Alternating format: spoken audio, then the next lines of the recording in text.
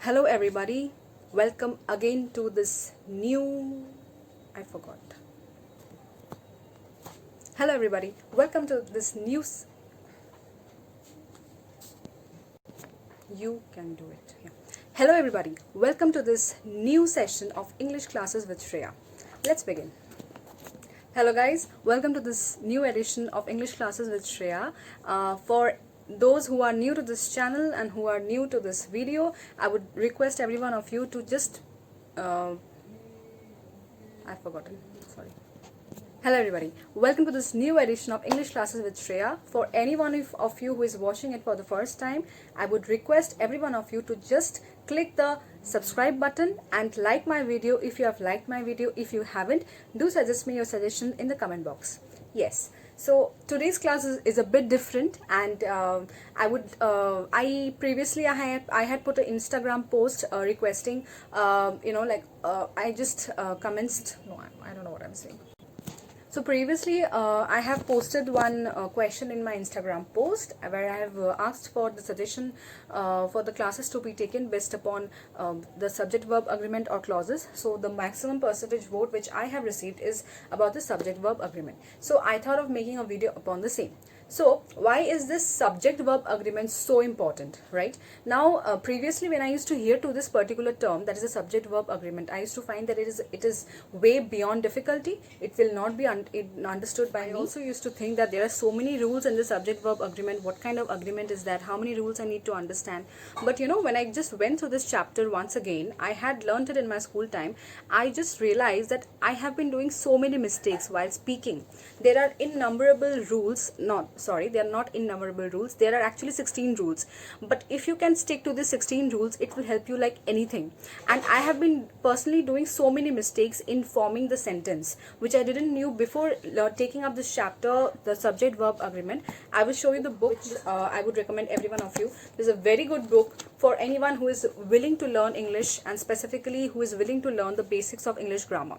So I would tell you why this subject verb agreement is very important. Now verb is actually a word which actually makes you understand the sense of doing. Now this verb is a very important part when it comes to the formation of a sentence. It plays a very important part. Now there are many rules in accordance with the formation of sentences. So I will be trying to discuss these 15 or 16 rules in short, and I would also love to simplify these rules for you the way I have understood it myself, so that you guys can also understand that what are the basic do's and don'ts of forming a sentences while you are speaking, or rather while you're communicating or while you're writing. Because many a times it happens, we keep on making mistakes and we don't even know that we are actually mistaking by saying so. And when the other person who is well versed in the subject, when he or she corrects us, we feel that no, he cannot be right, we are right, we have been learning this from so long time. But actually that is not the case. In subject verb agreement, I myself went through so many rules, and I myself could understand that I was so much mistaken in forming sentences. So I would love to share it with you all. So let's get started. Start with the rule number 1. So what does this rule number 1 says? So there are few words which joins to subject. Now I will give you the list of these words. The words are as well as, like, unlike, besides, in addition to, with, together with, along with, and not, rather than, no less than, except, nothing but, more than one. These are the few words. So these are the few words which the verb is according to the first subject. So I will explain you. Suppose if I say that the director as well as the dancers were honored by the public. Here we are joining two subjects, that is the director and the dancer, with this word as well as. And whenever we will join this two subjects with as well as, the verb will be according to the first subject. So in this sentence, the first subject is a director. Now director is a singular word, director, that means one. So the verb will be. So the sentence goes like this: the director as well as the dancers was honored by the public. Here you can see there are two subjects in this sentence, the director and the dancers. Now both these subjects are connected by the word as well as, or the phrase rather. Now when you're using as well as, according to this rule number 1 of the subject verb agreement, the verb which will be used in this type of sentence will be according to the first subject. Now in this sentence, the first subject is the director. Now the director is a singular word, that is, it is only one. That is the reason I will be using the verb was and not were. Although in this sentence you can find that there are also dancers, the director as well as the dancers. So you may tend to make this mistake of using the word were. But no, where will not be the correct verb to be used here. The verb which needs to be used here is was. Why? Because the sentence which is actually amalgamated or formed with these kinds of words, they always use the verb according to the first subject. Here, the first subject is the director. I will give you another example. More men than one were absent yesterday. Now, you will tell me that how is it possible? More men than one were absent yesterday. So here again we have two subjects, more men, one men. So here more men than one. So more men is the first subject. So whenever than comes, we will use what? We will use the verb according to the first subject. Here the first subject is what? It is actually plural, more men. So the verb becomes were, right? The next one, my mother, no less than my father, is strict. No less than again falls in the list. So here mother and father, both are two different singular subjects. They are not plural. So I will be using is. Okay, and if it would have been more than one, I would have used are. So this is the simple first rule of the subject verb agreement. Let's go to the rule number 2. What does rule number 2 says? Rule number 2 says that there are few phrases like not only but also, neither nor, either or, none but. Whenever we use these particular phrases, the verb of the subject is according to the nearest subject, right? Now this is absolutely a different or a opposite from rule number 1. Like if I tell you, neither the students nor their guide were found present in the common room. Here the two subjects are neither the students, that means the students, nor their guide. So students and the guide are the two subjects. Okay. Now the verb used in the sentence is were. Okay. Here the use of were is not right because the nearest subject is their guide. That means there was only one guide, not 1,000 guides. The students were many. So the nearest subject in this sentence is the guide and not the students. So the verb use will be was and not were, right? I will give an example of another type of this sentence. I or he is to be rewarded. Okay. Now here the two subjects is I and he, both are singular. So the verb use will also be singular, and that is. Okay. Let's move on to the next rule. So the next rule is that there are few words like neither, either, none, anyone, each, every. Now whenever we always use these words in terms of pronoun or adjectives. Like I will give an example. If I say neither of the two boys have done it. Now at times you will feel that this is a correct sentence, but this is not a correct sentence. I am saying that neither of the two boys, that means neither the first boy nor the second boy, has done it will be the correct verb to be used and not have, because here I am depicting one particular boy, not the two boys together. I will give another example. Each of the students are obedient. This is a very common mistake done by all of us. Whenever we see that in a sentence there is more than one or it's a plural form, we tend to make this mistake and we tend to provide the verb in the plural form. But that is not the right thing to do, because here I am depicting only one student and not thousands of students. So each of the students is obedient will be my correct answer. Let's move on to the next rule. Plural nouns explain specific amount, sum, distance, quantity, time period as a whole. The verb should be used in the singular form. For example, if I say 4 miles are not a long distance, I have been frequently making this mistake whenever I find that in a word there is a plural word, okay, or there is a plural form. I always tend to use a plural verb, but no, that is not the right thing to do.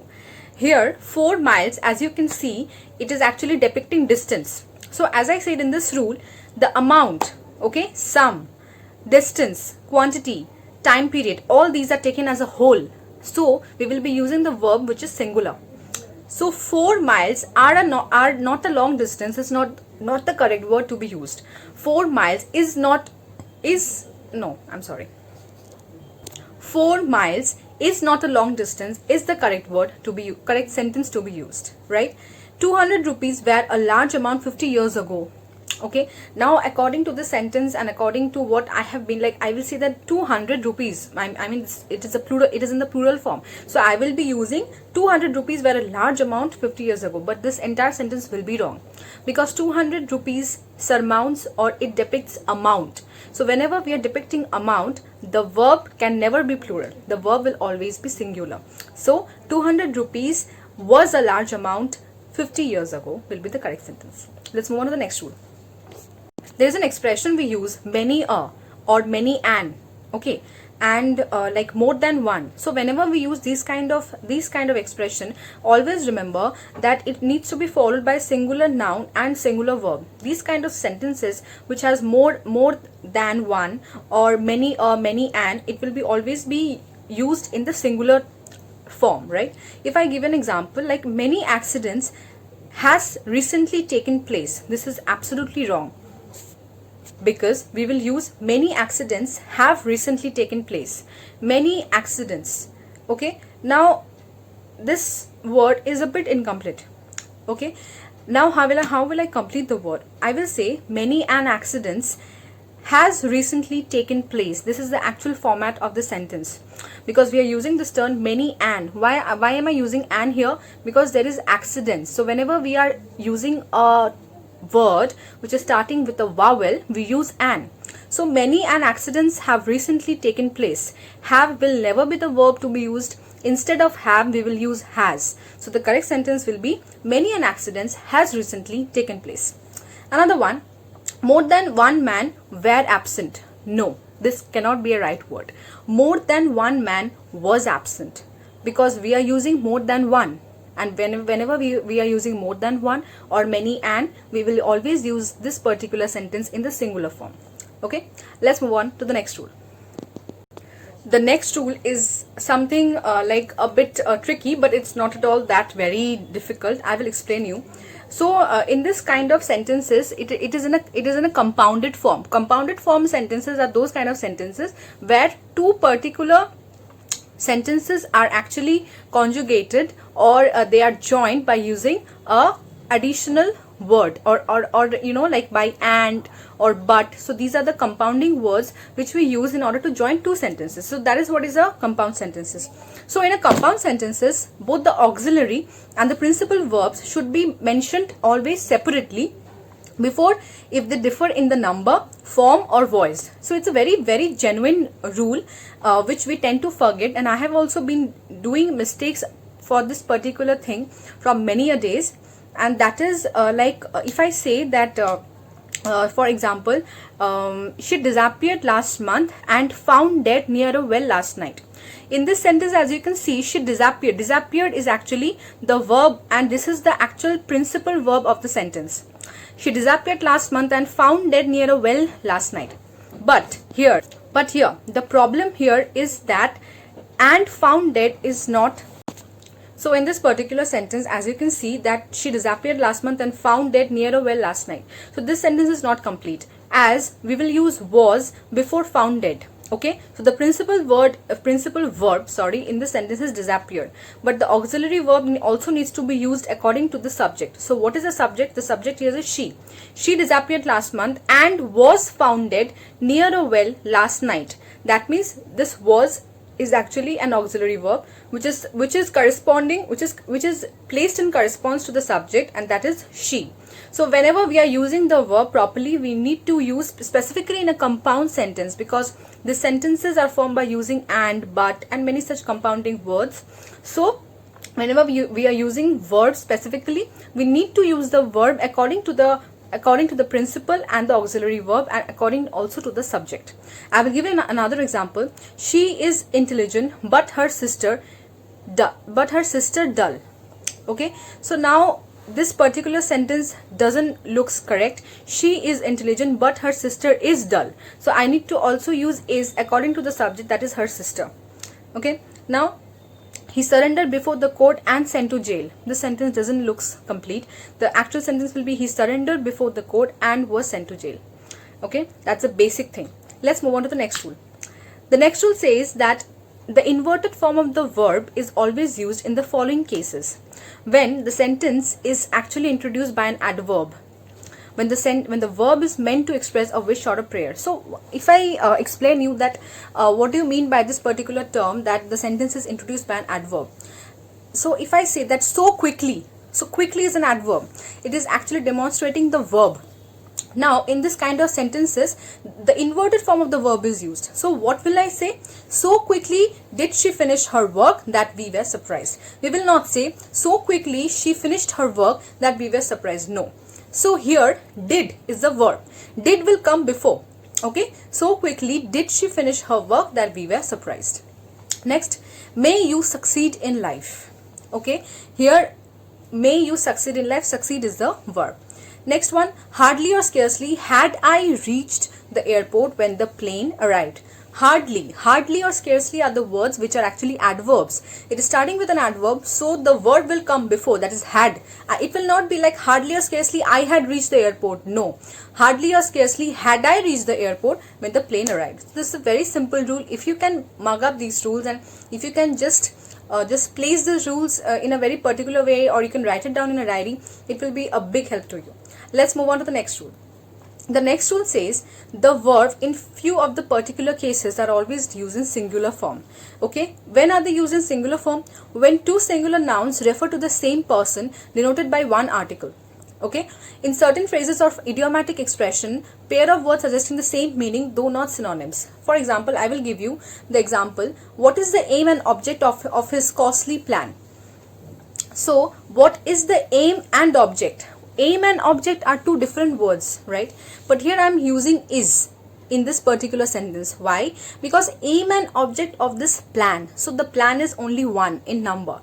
It is not many plans, it is only one plan. So if it is corresponding to that particular plan, so the aim and object will be considered in a singular form. So the particular sentence is actually right, and it is what is the aim and object of his costly plan. The next one, bread and butter are sold here. Okay. So here we are using the plural form. Why? Because bread and butter are two different things. It do not correspond to one particular singular subject. It is actually two different things. So we will use are here. But if I say bread and butter is difficult to earn, here I am not corresponding to bread and butter. I am corresponding this particular term to my earnings. So my earnings is only one, and it is not the earnings of the thousands of other people, it is my earning. So bread and butter is difficult to earn will be the correct sentence. Another one, 5 times 10 is 50. Again we make this particular simple mistake that 5 times 10. So as it is times, I will use are. That is the concept I used to have. But no, 5 times 10 is 50. It is corresponding to one particular number, that is 50. So the answer will be is. I hope that's clear for you. Let's move on to the next one. The rule number 9. When the sentence begins with it, the verb is according to the subject, that is it. In case of a sentence beginning with there, an interrogative pronoun, the verb is according to the predicate or complement. This is a very important rule. I will explain you. It is the stars that guide our destiny. So here it is the stars. It is corresponding to the star. Okay. Now not star, it is actually stars. So as it is stars, the verb will be, it is the stars that guide our destiny. So it is, the subject is it. So after it, we cannot write it are. Maybe we are talking about the stars here, which are plural, but we will actually write according to the subject. The subject here is it. So the particular verb here will be used is and not are. So it is the stars that guide our destiny. It is I who am helping you. Okay. So this is another particular word where we tend to mistake this particular sentence by saying that it is me who is helping you. No, that doesn't occurs in the correct way. It is I who am helping you. So it is again the subject. So is will actually come because we are forming this particular sentence according to the subject, and that is it. So that's the rule. Let's move on to the next one. The next rule says that a singular or a plural verb with the noun in the following cases is used according to the sense which they convey. Okay, now if I tell you, like, there are particular group of sentences which are used in different forms. Like if I tell you number, means, wages, variety, like plenty, rest, deal, two-thirds, etc. So if I say a large number of boys were absent on account of bad weather, okay, so here I'm using a number, a large number of boys were absent. So a large number of boys, it is actually depicting plural form. So the verb which is used here is were. The number of admissions have gradually fallen off. This sentence is not correct because the number of admissions, okay, so here I'm depicting number, and here the number of admission, I'm not depicting the admissions, I'm depicting the number. So here it will be a singular form, and that is has. If I talk about means and wages, she could not continue her study because her means were poor. Means is again according to the sense. This particular sentences are actually used according to the sense of the sentence. So here actually the main subject here is she. So she could not continue her studies because her means were poor. So it is absolutely correct. A fair means is always preferable to the foul one. A fair means, here means is used in a format to explain you, or it is used in a proverbial phrase. So when you use a sentence in a proverbial phrase, you tend to use it in the singular form. So a fair means is always preferable to the foul one. Okay, next one, the wages in India are quite meager. So the wages in India, here I'm talking about wages as a whole inside India. I'm not talking about every single person's individual wage. So here it will be in the singular form. Now we talk about another part, that is variety, plenty. Like a variety of books on the subject are available on the market, in the market. So variety of books, so a plural form, so the verb will be are. If I say a variety of food, food can never be plural, so a variety of food is available in the market will be the correct sentence. Plenty of milk is available in this part of the country. You cannot count milk, so always milk is considered in the singular form. Okay, so this is the actual thing. Let's move on to the next rule, and that is unreal past or subjunctive mood. Now, a wish, a regret, unlikely condition, and contrary to fact statements are expressed in subjunctive mood. What is subjunctive mood? You will all ask me that what is it? What is she talking about? Okay, there is nothing to worry about. Subjunctive mood means present situation. Okay, so in subjunctive mood, we may use was or were, though were is more correct form. That is a simple past plural. Okay, to express a regret or wish for a present situation at the time of speaking, I can say the sentence like that: I wish I had a house of my own now. This means I am sorry that I don't have a house. I wish I had a house of my own now. Okay, next is I wish I were rich now. I am sorry, I am not rich. Okay, so I wish means it depicts that I would do that, I want that. Okay, to express an unlikely condition, like if I had a house, I would not hire yours. Okay, I would not hire yours. If I were a teacher, I would help you. Okay, now after it is high time, like it is high time you did something now.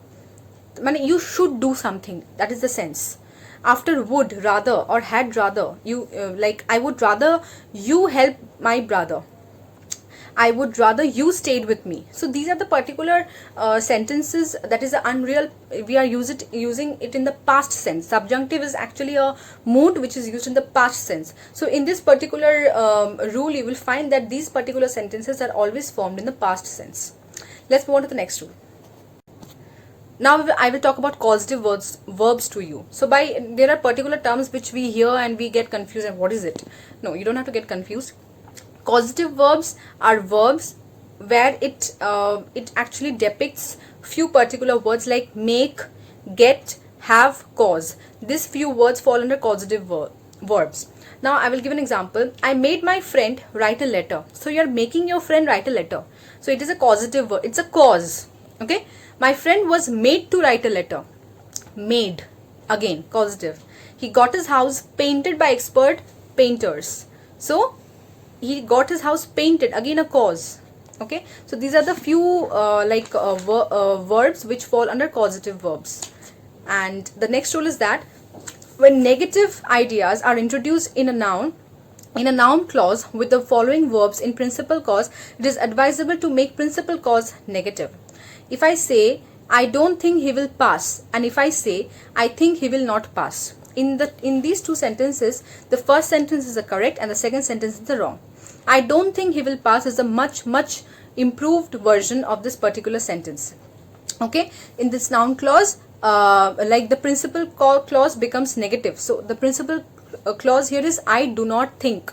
Think is the principal verb here. So the principal, not the principal verb, it's a principal clause. So I don't think he will pass. It is a much better than to use I think he will not pass. So you use this particular negation in the principal clause itself, that is in the first clause of the sentence. I don't suppose she will pass. So I'm using it in the first part of the sentence, that is I don't suppose. And if I say I suppose she will not pass, that is not the correct form of the sentence to be used. Let's move on to the next rule. The position of verb in the clause beginning with as and than when the subject is hidden. For example, the guest came on time as were hoped. Okay, that means it was hoped that they would come on time and so they came on time. The guest came more in number than was expected. So like the position of the verb is always in this, but when this in this particular form. Okay, when the subject is hidden. Okay, so here the subject is hidden. You need to understand what is the subject here. There were more mangoes than were expected. So like you can see that the verb is placed at the last of the sentence. So this is a few rule which we actually apply, and there are particular terms which are often got confused. Like there are particular I will be providing a list in my further stories, where I will be discussing the base form of the verb, the past form of the verb, and also the past participle form. Many a times we do mistakes in forming the past and the past participle form of the words, so that I will be providing a list for you. I hope this video is useful for you guys. Please do comment your views. Do share this video if you find it to be useful, and if there is at all any way through which I can improve my basics, or basics of making a video, or basics of explaining these terms to you, I would love to hear that from all of you. Please comment in my comment section and advise me to improve my experience in this video lessons, in conducting this video lessons in a much more improvised and in a much more improved way. Hope you all are doing good. Hope you all are doing fine. Yes, I would also love you to go through my Instagram page, that is English Classes with Shreya. You can actually like that page, and you can also just follow that page. I provide regular updates there, and I would also love you to share this channel with your friends. If at all they're interested, they can subscribe to this channel, and they can get the updates there.